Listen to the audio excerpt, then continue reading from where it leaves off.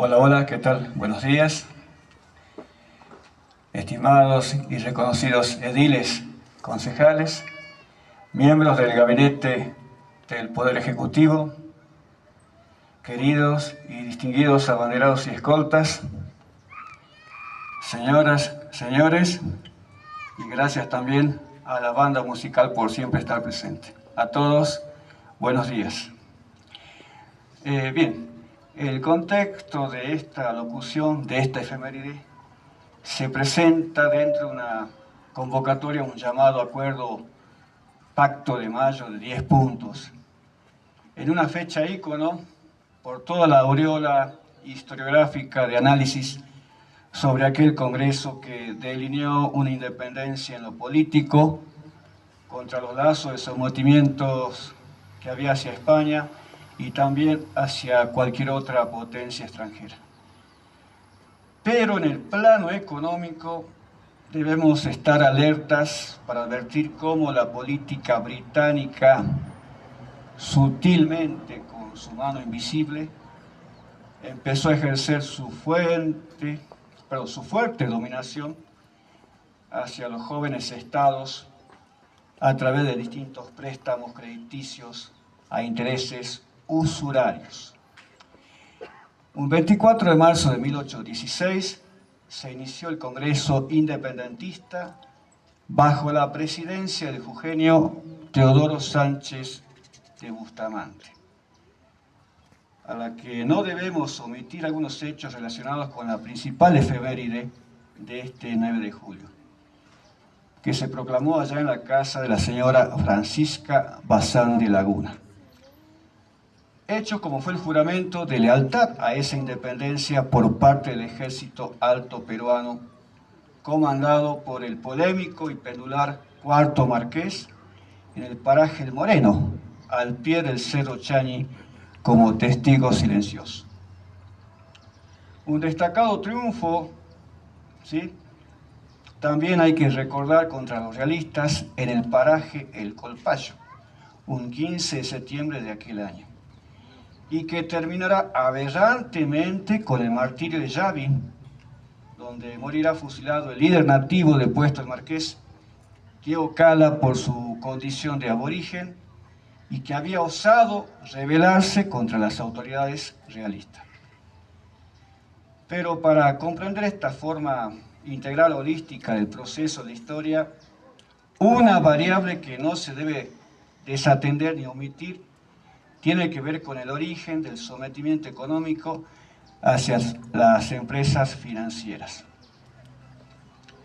Digamos, una desgracia de pandemia financiera tan aficiante y mortífera como forma sutil e invisible se propagó en todo el siglo XIX, hacia los nuevos y jóvenes estados, escasos en recursos y ávidos por subirse en el progreso, y al libre comercio que extendía vilmente su mano el emporio financiero de la banca inglesa.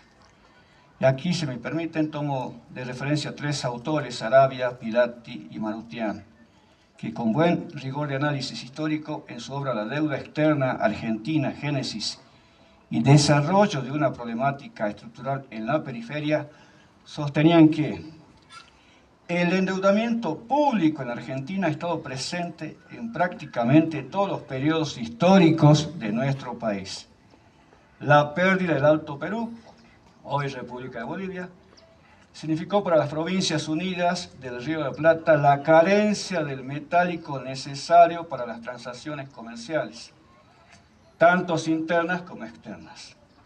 Las guerras de independencia debieron ser financiadas con expropiaciones de bienes de la corona, o la Iglesia Católica, o particulares, así como se debió recurrir a la emisión de documentos que representaban promesas de pago raramente cumplidas.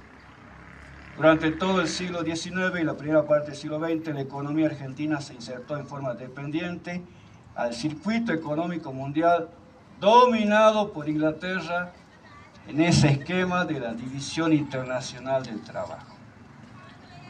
También debemos tener en cuenta que el empréstito Baring era uno de los requisitos para el reconocimiento de la independencia argentina por parte de su majestad británica, así como para la firma del Tratado de Amistad, Libre Comercio y Navegación entre ambos países, que finalmente sería rubricado allá por 1825. De esta manera, la burguesía comercial anglo-porteña buscaba acrecentar sus ganancias e imponer la dirección del proceso independentista, en tanto que la corona británica aspiraba a consolidar su influencia en las antiguas colonias españolas, las cuales le ofrecían importantes fuentes de materias primas, así como mercados para sus exportaciones industriales.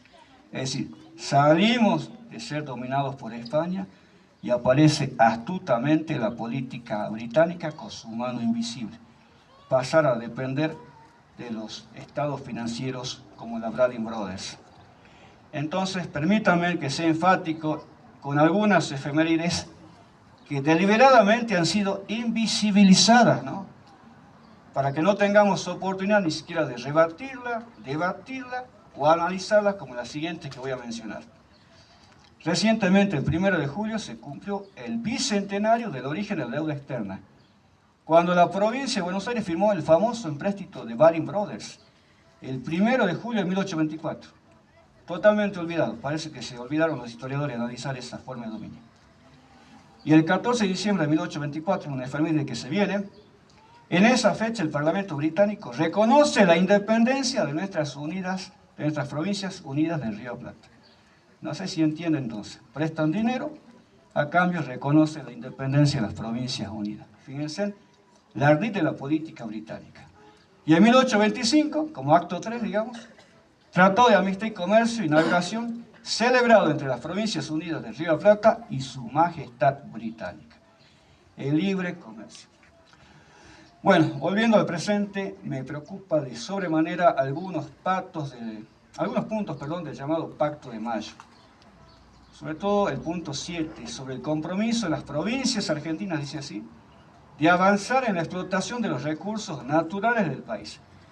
De hecho, nuestra provincia, con la polémica reforma de la Constitución, ya esta le atribuye amplias facultades al Poder Ejecutivo para designar alguna empresa o comisión para explotar esos recursos naturales. Y también debemos estar alertas y no caer en la creencia que la apertura al comercio internacional, como se establece en el punto 10 de ese Pacto de Mayo, sea la panacea o la solución positiva y definitiva a nuestro saldo comercial para que sea favorable. Yo tengo también mis desconfianzas hacia esa apertura al libre comercio internacional. En conclusión, señores, evocando aquella proclama de independencia, ser libres o su proclamación de pretender serlo tuvo y tiene su precio, pues esa proclama de libertad en jóvenes estados sin recursos como el nuestro, donde la política centralista nunca le interesó la defensa de nuestro actual territorio, el ejemplo es el éxodo eugenio, y otro evidente ejemplo es la desmembración de ese distrito virreinal, puntualmente la Intendencia de Potosí que se desmembró, con lo que implicaba una salida al Pacífico, con lo que eso implica, fíjense, tener salida al mar. Bueno, se perdió. Tampoco se percataron la pérdida de la mina argentífera del Alto Perú en Potosí, donde se podía acuñar moneda. Si es que todo eso socavó la pretensión hacia el nacimiento de un Estado como el nuestro, con alguna posibilidad mínima, aunque sea de acuñar su propio metálico. ¿Se entiende? Se perdió Potosí, se perdió la mina argentífera, no hay salida al mar, siempre una política sometida al centralismo de Buenos Aires. Bueno, no obstante, ojalá podamos entender que lo que hacemos en el presente por parte de las políticas de gobierno puede tener implicancias o consecuencias no previstas o no advertidas que puedan retrasar aún más nuestra pretensión de ser un país soberano y libre de ataduras o ligaduras a políticas de sometimiento o injerencia de organismos internacionales. Bueno, espero que haya algo quedado de esta breve alocución. Y gracias por escucharme.